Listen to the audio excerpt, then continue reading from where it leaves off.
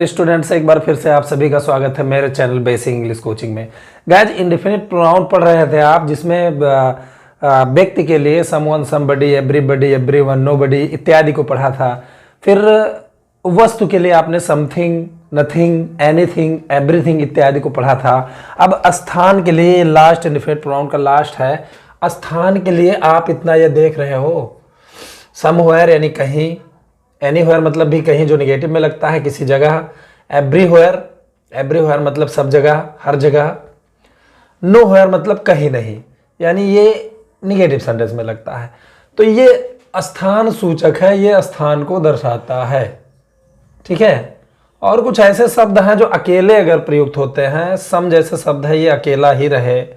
कई है, मैनी है, ये अकेला रहे, ये भी अकेला ही हो, कुछ है या कुछ। तो ये जब अकेले होते हैं, अनिश्चितता दर्शाते हैं किसी व्यक्ति के लिए, वस्तु के लिए, स्थान के लिए, तो इसको इंडेफिनिट प्रोनाउन कहते हैं। ठीक है। तो चलिए इसको समझते हैं। इसमें कुछ खास है नहीं, बहुत इजी है।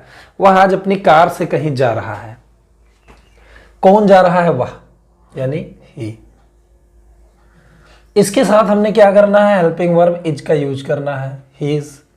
जा रहा है यानी जाना की अंग्रेजी गो होता है, उसमें हमने जोड़ दिया ING। ही इज गोइंग, वह जा रहा है। कहां जा रहा है? कहीं, कहीं की अंग्रेजी होता है समवेयर। अफर्मेटिव सेंटेंस में आपको समवेयर का प्रयोग करना है, जो ये किसी स्थान की अनिश्चितता को दर्शाता है। इसमें कहीं तो जा रहा है, किसी स्थान पर तो जा रहा है, लेकिन वो कहां जा रहा है ये अनिश्चित है, इसीलिए हमने इसको इंडेफिनिट प्रोनाउन कहना होता है। तो वह आज अपनी कार से कहीं जा रहा है, इज गोइंग समवेयर। फिर उसके बाद बचा क्या? अपनी कार से। किसी गाड़ी, किसी वाहन से यात्रा होने के लिए से के अर्थ में बाई का यूज किया जाता है। बाई अपनी कार यानी ही के साथ अपना की अंग्रेजी हिज होता है, हिज। और यहाँ पे लिख दिए car. He is going somewhere by his car. अब आज की अंग्रेजी हम यहाँ लिख देंगे टुडे। कभी कभी टुडे आगे भी लिख देते हैं तो कोई खास प्रॉब्लम नहीं होती है। Today he is going somewhere by his car, इस तरह भी बन सकता है। तो समवेयर का प्रयोग आपको क्या करना है? अफर्मेटिव सेंटेंस में करना है समवेयर का प्रयोग। अगर निगेटिव सेंटेंस है तो या तो आपको नोवेयर लिखना है, तो फिर नॉट नहीं लगेगा। ठीक है। और अगर वाक्य निगेटिव है जिसमें नॉट लगा है तो एनीवेयर लग जाएगा। लेकिन सबसे पहले हम समझते हैं एवरीवेयर को। देखो, समवेयर आप समझ गए, ठीक है। अब एवरीवेयर आप समझें, हर जगह, सब जगह। ये कैसे लगता है? मैं अपनी खोई हुई पुस्तक हर जगह ढूंढने की कोशिश की। यहां पे लिखा है मैंने, यहां पे चूंकि थोड़ा सा मिस्टेक हो गया था। मैंने अपनी खोई हुई पुस्तक हर जगह ढूंढने की कोशिश की। किसने कोशिश की? मैंने। तो यहां पे सब्जेक्ट आप लिख देंगे आई। अब कोशिश की, कोशिश करना की अंग्रेजी ट्राई होता है, तो हमने क्या करना है? उसको सेकेंड फॉर्म लिख देना गाइस, क्योंकि ये पास्ट इंडेफिनिट टेंस है। टेंस अगर आपको नहीं आता है तो आप गए काम से। टेंस आना चाहिए। और जितने भी मॉडल ऑक्सिलरीज हैं, प्राइमरी ऑक्सिलरीज हैं, जो मैंने आपको पढ़ाया, प्लस कंपाउंड है, कॉम्प्लेक्स है, बहुत सारी चीज़ें, जब ये सब चीज़ें आपको आएंगी तो इंग्लिश अच्छी तरह से आ जाएगी। पार्ट्स ऑफ स्पीच, ट्रांसलेशन, ये सब बनाना आ जाएगा। आई ट्राइड, मैंने कोशिश की। किस चीज़ की कोशिश की? ढूंढने की। ये इन्फिनेटिव है गाइस। जिस क्रिया में ना, नी, ने जुड़े रहते हैं वो इन्फिनेटिव होता है, उसमें टू लगा देते हैं। कोशिश की किस चीज़ की? ढूंढने की। टू, ढूंढने की अंग्रेजी सर्च। सर्च के साथ फॉर लग जाता है, या लुक फॉर भी लिख सकते हैं हम यहाँ पे ढूंढने के लिए। I tried to search for, मैंने ढूंढने की कोशिश की। किस चीज़ को? अपनी खोई हुई पुस्तक को। यानी अपनी की अंग्रेजी माई आई के साथ, खोई हुई की अंग्रेजी यहाँ पे लोस्ट, और पुस्तक की अंग्रेजी book. I try to search for my lost book. अब हर जगह बचा हुआ है तो उसको हम लिख देंगे एवरीवेयर। हर जगह, सब जगह, इसके लिए आपको क्या करना होता है? एवरीवेयर का यूज करना होता है। तो यहाँ पे ये जो समवेयर और एवरीवेयर में अंतर है वो ये है कि ऐसा लगता है जैसे कि ये किसी एक ही स्थान को बता रहा हो और ये ज़्यादा स्थान को बता रहा हो, बस यही अंतर है इसमें। अब ये सेंटेंस तुम उसे अब कभी कहीं नहीं पाओगे। अब इसमें मैं अंतर स्पष्ट करता हूं आपको। ये एनीवेयर जो है और यहाँ पे नोवेयर है। तो गाइज, अगर वाक्य को हम अफर्मेटिव बनाएं और नो वेयर का प्रयोग कर दें तो वो निगेटिव हो जाता है।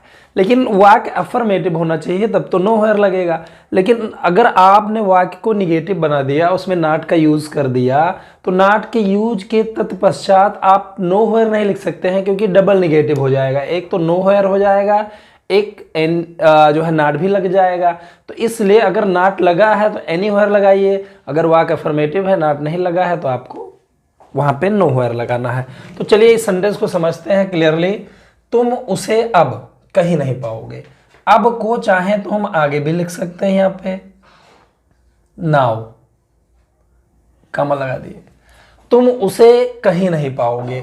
अब कहीं नहीं की अंग्रेजी आपको नो हेयर लिखना है, तो आपको वाक्य अफर्मेटिव बनाना है। उसे, तुम उसे पाओगे, इसको अफर्मेटिव बनाना है। You will find. Now you will find, अब तुम पाओगे। किसको पाओगे? उसे। ऑब्जेक्ट भी पहले लिख देंगे हम, तब चूंकि ये देखिए अफर्मेटिव सेंटेंस है, now you will find him, अब तुम उसे पाओगे।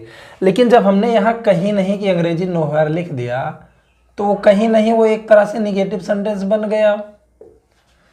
Now you will find him, nowhere. लेकिन बाय द वे अगर ऐसे ही वाक्य को आप निगेटिव बनाते हो, तो अगर निगेटिव ये बन गया, नाउ यू विल, अब इसको आप निगेटिव बनाते हो, विल और नॉट को जोड़कर एक ही हम करेंगे, तो वो वोंट हो जाएगा। नाउ यू वोंट, अब पाओगे यानी फाइंड, किसको पाओगे? हिम मतलब उसे। नाउ यू वोंट फाइंड, अब चूंकि ये वाक्य निगेटिव हो गया, इसमें नॉट लगा हुआ है, तो नॉट लगा हुआ है तो अब नो हेयर लगा नहीं सकते हो, क्योंकि नो हेयर भी एक निगेटिव शब्द है, और वोंट में नॉट जो लगा है वो भी निगेटिव शब्द है। तो इसके लिए गाइस हम क्या करेंगे? एनी हेयर का प्रयोग कर देंगे, तो यहाँ पे एनी हेयर लग जाएगा। तो इस तरह के जो निगेटिव सेंटेंस है उसको आप दो प्रकार से बना सकते हो। तो यहाँ पे आप देख सकते हो कि नो हेयर का यूज हुआ, क्योंकि चूंकि वाक्य अफर्मेटिव था, और वाक्य अगर निगेटिव है तो आपको एनी हेयर का प्रयोग करना है। तो उम्मीद करता हूं ये आपको समझ में आ गया है। लेकिन कुछ शब्द हैं, सम, मैनी, इफ यू, या और भी कुछ शब्द हो सकते हैं, अगर ये अकेले प्रयोग किए गए हैं, इनके बाद कुछ है नहीं, और वो किसी व्यक्ति, वस्तु या स्थान की अनिश्चितता को प्रकट करता है, मतलब कुछ कोई लोग हैं तो, लेकिन कौन है ये पता नहीं है, तो ये इंडेफिनिट प्रोनाउन हो जाएगा। कुछ क्रिकेट खेल रहे हैं और कई अच्छी क्रिकेट का आनंद ले रहे हैं, तो देखिए यहाँ पे ये अनिश्चित है, कुछ क्रिकेट खेल रहे हैं, कौन खेल रहे हैं? कुछ, मतलब इसमें कुछ है, कुछ क्रिकेट खेल रहे हैं, लेकिन वो कौन है इनके बारे में अनिश्चितता है। तो यहाँ पे हमने क्या करना है? सम लिख देना है, सम। अब ये प्रोनाउन बन गया, हालांकि ये एडजेक्टिव के तौर पर काम करता है, लेकिन जब ये अकेला होता है तो प्रोनाउन हो जाता है। सम आर, इसके साथ आर लगा दिए, सम आर। खेलना की अंग्रेजी प्ले, उसमें आईएनजी जोड़ देंगे, playing. Some are playing cricket, यहां पे ये सेंटेंस बन गया, some are playing cricket. Some कुछ है, लेकिन कौन है इसके बारे में निश्चित है, कुछ पता नहीं है। यहां पे एंड का यूज करेंगे हम, एंड लगाएंगे। कई अच्छे क्रिकेट का आनंद ले रहे हैं, कौन आनंद ले रहे हैं? कई, यानी मैनी। कई की अंग्रेजी यहाँ पे मैनी, और ये भी अनिश्चितता है, कई तो है लेकिन वो कौन है कुछ क्लियर नहीं है, तो इसके साथ सहायक क्रिया आर लग जाएगा, क्योंकि ये कंटीन्यूअस है, टेंस आना चाहिए। मैनी आर आनंद ले रहे हैं, यानी इंजॉय, उसमें आईएनजी जोड़ देंगे हम, इंजॉइंग। किस चीज़ का आनंद ले रहे हैं? अच्छी क्रिकेट का, यानी गुड क्रिकेट, इंजॉइंग ए गुड क्रिकेट। तो यहाँ पे गाइस आपका सेंटेंस बन गया, कुछ क्रिकेट खेल रहे हैं और कई अच्छे क्रिकेट का आनंद ले रहे हैं। Some are playing cricket and many are enjoying a good cricket. तो यहाँ पे जो सम शब्द है, ये चूंकि अकेला है, इसके बाद कुछ आया नहीं है, इसलिए ये प्रोनाउन हो जाएगा। अगर इसके बाद यहीं कुछ आ जाता, सम प्लेयर्स, और यहाँ मैनी पीपल, तो फिर एडजेक्टिव हो जाता। ठीक है, कुछ एक इस कठिन परीक्षा को पास कर गए। कौन कठिन परीक्षा को पास कर गए? कुछ एक, इफ यू लिख सकते हैं यहाँ पे हम, इफ यू। ठीक है, अब पास कर गए, यानी पास करना की अंग्रेजी होता है पास थ्रू। परीक्षा पास करने के लिए हमने पास थ्रू का प्रयोग करना होता है, तो चूंकि ये पास्ट इंडेफिनिट है तो पास्ड थ्रू हो जाएगा।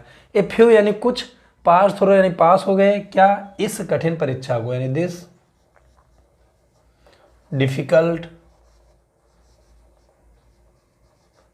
परीक्षा की अंग्रेजी यानी एग्जामिनेशन। तो आज इंडेफिनिट प्रोनाउन आपका खत्म हो गया है। यहां पे आप देख रहे हो ये इंडेफिनिट प्रोनाउन है, किसी व्यक्ति के बारे में अनिश्चितता प्रकट कर रहा है तो कोई, लेकिन कौन है पता नहीं।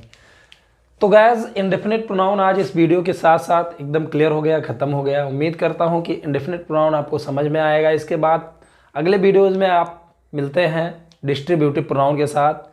गाइस अगर मेरा वीडियो आपको पसंद आया है तो प्लीज़ लाइक और शेयर करना ना भूलें। अगर आप मेरे चैनल में नए हैं तो प्लीज़ चैनल को सब्सक्राइब करके बेल आइकन प्रेस कर दीजिए ताकि मेरे वीडियोज़ के नोटिफिकेशन आपको मिलते रहें। वीडियो को देखने के लिए बहुत बहुत धन्यवाद। Thanks for watching. Good bye.